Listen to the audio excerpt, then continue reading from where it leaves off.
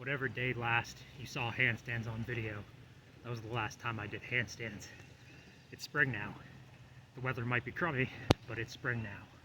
So I should be doing handstands with priority again. See if this year, after messing about with them for the past 5 years, 6 years or so, see if this year is the year that I finally get good at handstands, able to handstand walk. I'm going to go into philosophy for a bit. My training is instinctive improvisation. I don't have too much of a plan past. Right now it's overhead press every day, so I'm overhead pressing. I've been doing push-ups every day for a little more than half my life now, so every day there's going to be some push-ups. Generally pretty late at night is when I do them. Instinctive improvisation. I have my daily things that I run for long lengths of time, a month being a pretty minimal length, and years in about a month, and by the time this posts, probably around today, almost a decade of daily push-ups.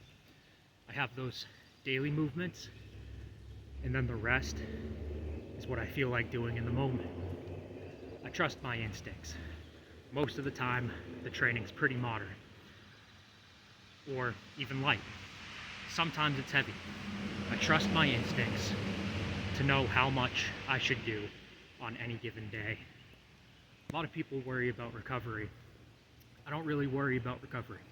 I worried about recovery as a teenager when I was starting out and reading too much. Still as a teenager was when I took the training wheels off some. The influence of Jamie Lewis, his Chaos and Pain blog, the influence of John Bros, an article about him on the T Nation website. Those two influences, when I was still in high school, gave me the mental permission to train every day, train how I feel like it. And the longer you work out for, the better you get at working out, the more you know how to follow your own instincts. Be strong, y'all. See you tomorrow.